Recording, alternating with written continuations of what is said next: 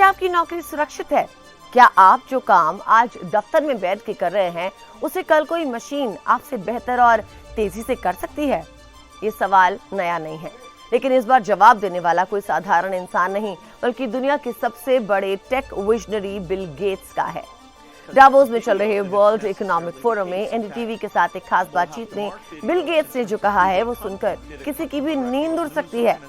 Bill Gates ने साफ तौर पे चेतावनी दी कि अगले 4 से 5 साल के भीतर व्हाइट कॉलर नौकरियों पे एक बहुत बड़ा खतरा मंडराएगा। और सबसे डराने वाली बात यह है कि दुनिया की सरकारें इस बड़े बदलाव के लिए फिलहाल तैयार नहीं है। गेट्स का कहना है कि आर्टिफिशियल इंटेलिजेंस यानी एआई नौकरी बाजार को इतनी तेजी से बदलने वाला है कि हमें संभलने का मौका तक नहीं मिलेगा। सवाल यह है कि आखिर ये खतरा कितना बड़ा है? क्या सिर्फ ऑफिस में बैठने वाले लोगों की नौकरी जाएगी? गेट्स के मुताबिक ये सिर्फ व्हाइट कॉलर जॉब तक सीमित नहीं रहेगा, बल्कि आने वाले समय में ब्लू कॉलर सेक्टर पे भी इसका गहरा असर दिखेगा।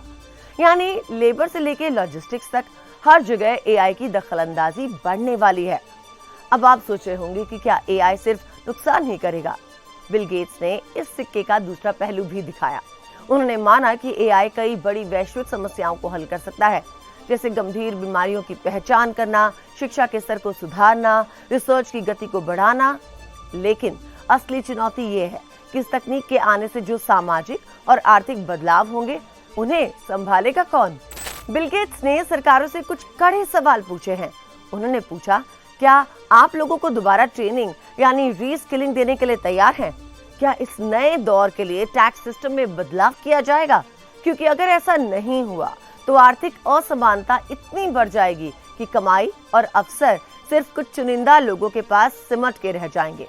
अभी तक हमें लगता है कि एआई का असर कम है, हम सिर्फ चैट जीपीटी जैसे टूल से खेल रहे थे, लेकिन गेट्स की माने तो ये खामोशी ज्यादा समय तक नहीं रहेगी।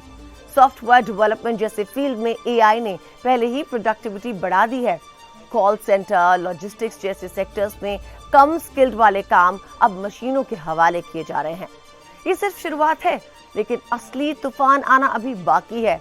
हालांकि इस पूरी डरावनी तस्वीर के बीच बिल गेट्स ने एक उम्मीद की किरण भी दिखाई, और वो है भारत। बढ़ते वैश्विक तनाव और तकनीकी चुनौतियों के बीच गेट्स ने भारत अमेरिका की साझेदारी को बेहद मजबूत और भरोसेमंद बताया।